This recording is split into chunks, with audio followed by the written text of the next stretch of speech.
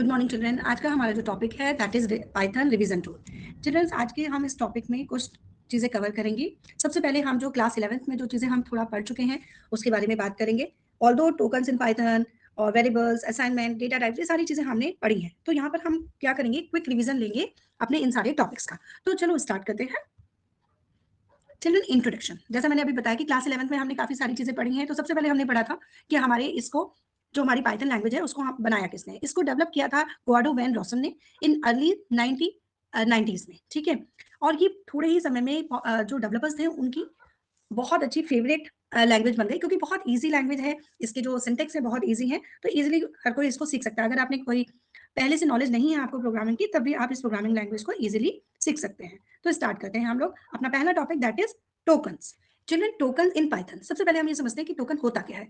The smallest individual unit in a program is known as token और lexical unit, यानी जो हमारी programming होगी उसके अंदर जो हम छोटे छोटे टर्म्स यूज करेंगे उनको हम क्या बोलते हैं, टोकन। टोकन भी कई चीजों से मिलकर बनता है, जिसमें हम इंक्लूड करते हैं keyword, identifier, literals, operators and punctuators. जैसे हमने एक सिंपल पाइथन का प्रोग्राम, अगर 11th में ऑलरेडी हम पढ़ चुके हैं, तो हमें पाइथन का प्रोग्राम, बेसिक पाइथन प्रोग्राम बनाना हमें आता है।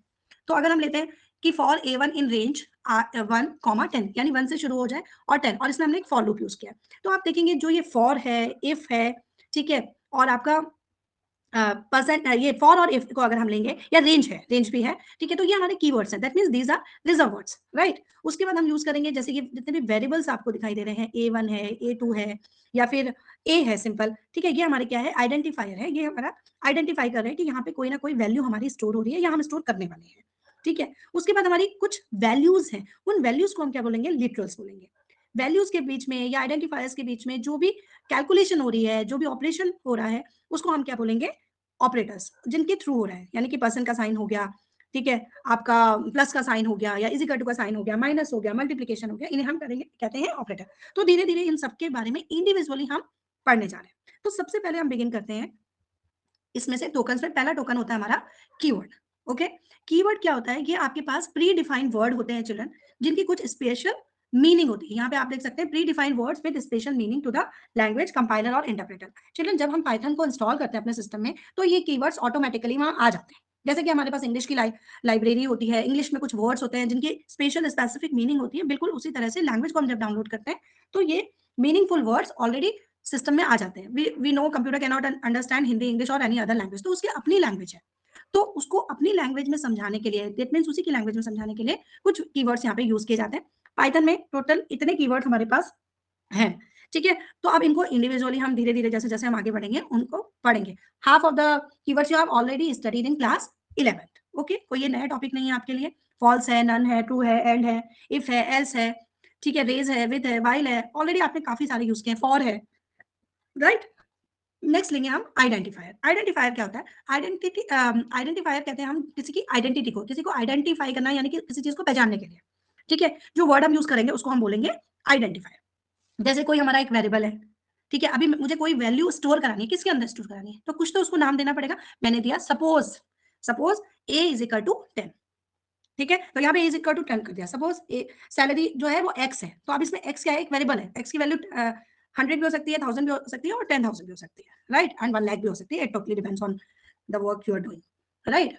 सो यहाँ पर हमारे पास identifiers are the names given to the different part of the program. It may be variable, it may be object, it may be classes, function, list, dictionary and so forth, right. There are some rules children कि आपको जब भी आप ये use कर रहे हो identifier, तो उसको यूज करने से पहले जब आप उसका नाम दे रहे हो, ठीक है, तो आपको नाम देने के लिए कुछ रूल फॉलो करने पड़ेंगे। क्या, जैसे कि आपका जो वेरिएबल नेम है must be only a non keyword word. अभी हमने जितने भी ये कीवर्ड्स पढ़े ना चिल्ड्रन, ठीक है, ये इनमें से कोई नाम आप वहां नहीं दे सकते, क्योंकि इनकी मीनिंग ऑलरेडी हमारे कंपाइलर के पास डिफाइन है, तो वो उसको अंडरस्टैंड कर लेगा, ठीक है।